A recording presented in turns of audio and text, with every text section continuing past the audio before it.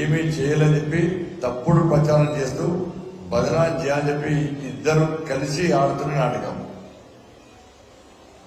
వాళ్ళిద్దరూ second place కోసం ప్రయత్నం చేస్తున్నారు. లోపాయికారి ఒప్పందం కుదిరి ఇద్దరికి. దాని ద్వారా ఇవాళ మళ్ళా వేల రూపాయలు, వందల కోట్ల రూపాయలు ఖర్చు పెట్టి మేము 1000 ఇస్తామంటే మేము 2000 ఇస్తామని చెప్పి 2 పార్టీలు పోటీ పడి పైసలు మంచి గెలిచే ప్రయత్నం చేస్తా ఉన్నారు.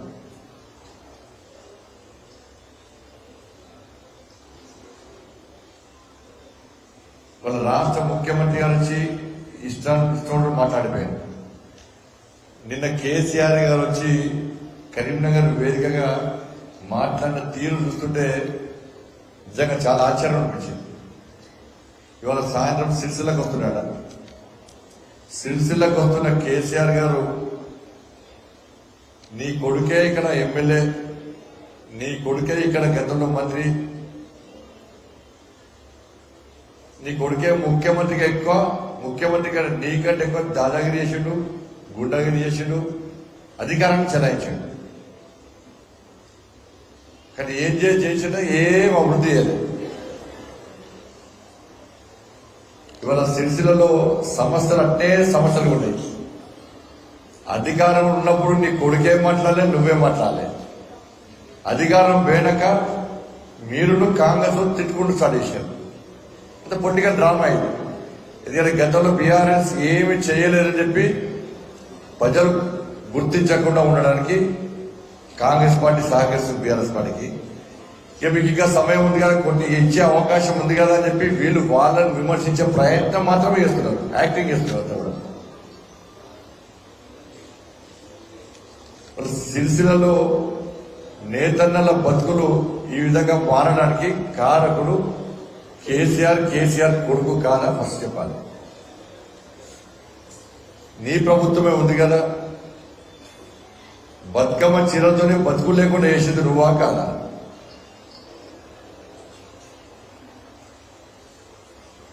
వాళ్ళకి ఇవ్వాల్సిన బకాయిలు ఇవ్వకుండా ఇన్ని రోజులు ముప్పు తిప్పలు పెట్టింది నువ్వా కాదా?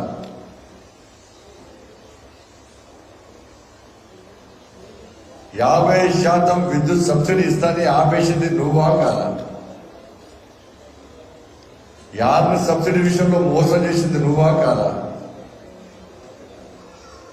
వర్కర్ టు ఓనర్ అని చెప్పి మోసం చేసింది నువ్వా కాదా? 270 కోట్ల బకాయిలు ఇవ్వకుండా వాళ్ళ పూర్తిగా పరిశ్రమని, వస్త్ర పరిశ్రమని అతలకుతలం చేసి వాళ్ళ బతుకులు నాశనం చేసింది నువ్వా కాదా? దీని మీద సమాధానం చెప్పాలి. ఈ రాజన్న సిరిసిల్ల జిల్లాలో ఇంటర్మీడియట్ విద్యార్థులు ఆత్మహత్య చేసుకున్నారు. అకాల వర్షాల వల్ల రైతులు నష్టపోయారు.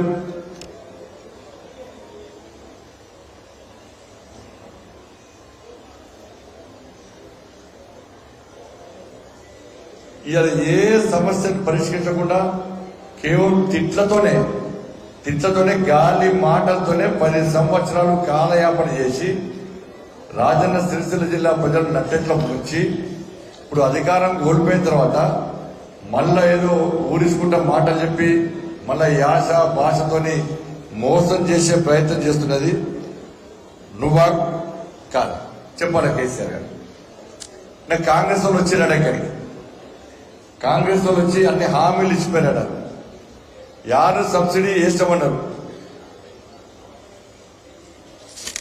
270 కోట్ల బకాయిలు తీర్స్తామన్నారు.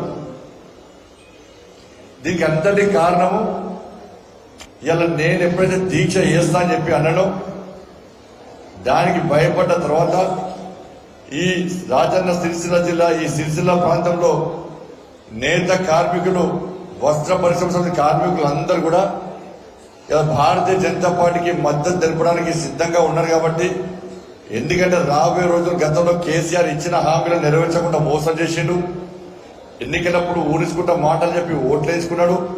అటే వీకెండ్ వల్ల ఇప్పుడు కాంగ్రెస్ పార్టీ కూడా గట్టే మోసం చేసి పోయే ప్రయత్నం చేస్తున్నది.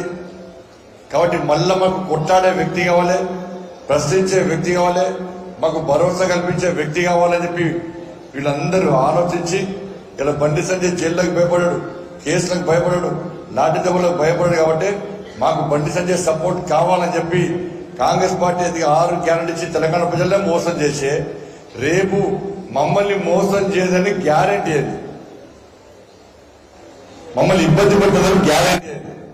కాబట్టి మాకు ప్రశ్నించే వ్యక్తి కావాలి, మాకు అండగా ఉండే వ్యక్తి కావాలి, మా కోసం యుద్ధం చేసే వ్యక్తి కావాలని చెప్పి నేత కార్మికులతో పాటు వస్త్ర పరిశ్రమ సంబంధించిన ప్రతి వ్యక్తి వాళ్ళు ఆలోచిస్తున్న తరుణంలో మాయమాటలు చెప్పి మోసం చేసే ప్రయత్నం ఇలా కాంగ్రెస్ పార్టీ నాయకులు చేస్తున్నారు.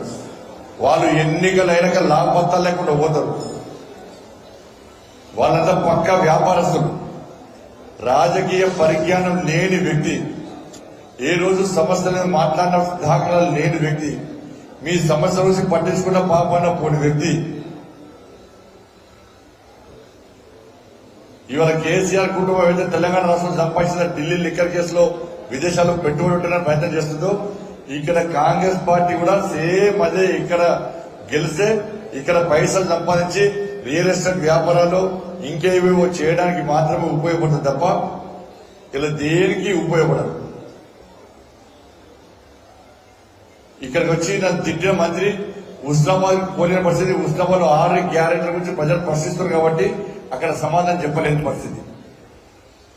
కానీ తెలంగాణలో 4 కోట్ల మంది ప్రజలకే సమాధానం చెప్పలేకుండా 4 కోట్ల మందిని మాయపాటతో మోసం చేసిన కాంగ్రెస్ పార్టీ మన సిరిసిల్లలో నేత కార్మికులను మోసం చేయడానికి గ్యారెంటీ అది. బట్ దీని గురించి ఆలోచించాల్సిన అవసరం ఉంది. వాళ్ళు చెప్పే మాయమాటలు నమ్మకండి, వాళ్ళు చెప్పే మోసపూరితమైన మాటలు నమ్మకండి. మన దేశంలో నరేంద్ర మోడీ గారు ప్రధానమంత్రి లేకుంటే ఈ దేశంలో ఎటువంటి పరిస్థితులు ఉత్పన్నమైతే ఒక్కసారి చూడండి. వాళ్ళు వాస్తవాన్ని గ్రహించండి. తెలంగాణ మొత్తం కోడే వస్తే మాకు నరేంద్ర మోడీ ప్రధానమంత్రి కావాల్సిందే. దేశానికి సంబంధించిన ఎన్నికలు మోసపూరితమైన మాటలతో మోసం చేస్తున్న కాంగ్రెస్ పార్టీ బీఆర్ఎస్ కలిసి అని చెప్పి ఆలోచిస్తున్నారు. ఇవి చర్చకు రావాలి. నిన్న కరీంనగర్ వచ్చిన కేసీఆర్ సార్ నేను చెప్తే కదా కలుగులో ఎలుక ఆకలి బయటకు వస్తుందని చెప్పని ఎన్నికలప్పుడే కేసీఆర్ ఫామ్ హౌస్కి వెళ్ళి బయటకు వస్తాడు, మళ్ళా పోయి ఫామ్ హౌస్ వస్తాడు. ఎలుక పోయి ఆ పొక్కలు చూస్తుంటే ఫామ్ హౌస్ పోయి కేసీఆర్ వస్తాడు. ఇది కేసీఆర్ పరిస్థితి. నిన్న చెప్తుండు మోడీ గారట ఎమోషనల్ బ్లాక్ మెయిలర్ అట. నీకంటే పెద్ద బ్లాక్ మెయిలర్ ప్రపంచంలో ఇవ్వలేడు.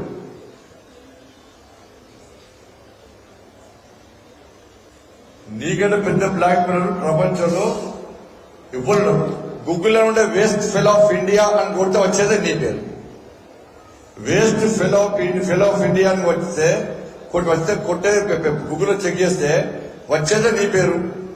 కాబట్టి నువ్వు మొబైల్ పెట్టి చెక్ చేసుకోసారి. 1400 మంది ప్రాణాలు నువ్వు ఎమోషనల్ బ్లాక్ మెయిల్ తోని 1400 మంది ప్రాణాలు బలిగొన్నటువంటి మూర్ఖు నేను. 100 ఎలుకలు తిన్న పిల్లి ఏ విధంగా తీర్చాలని పోతుందో ఇవాళ 1400 మంది బలిదానం చేసుకుని వాళ్ళ ప్రాణాలు బలిగొని కోట్ల రూపాయలు సంపాదించుకొని తెలంగాణ రాష్ట్రంలో ఒక్కొక్కరికి పుట్టబోయే బిడ్డ పేరు మీద 1,60,000 రూపాయలు అప్పు చేసి 6 లక్షల కోట్లు తెలంగాణ అప్పులు చేసి మళ్ళా నువ్వు ఏం జరిగినట్టు ఒక అమాయకుడు లెక్క శుద్ధ పూస లెక్క ఇవాళ తెలంగాణలో ఎన్నికలు వచ్చినా తిరిగితే మళ్ళా నీ ఆశ భాషతో మళ్ళా బ్లాక్ మెయిల్ చేసే ప్రయత్నం చేస్తే నీకంటే బ్లాక్ మెయిలర్ ఎవడో ఒక్కసారి చెప్పు. నువ్వే పెద్ద బ్లాక్ మెయిలర్.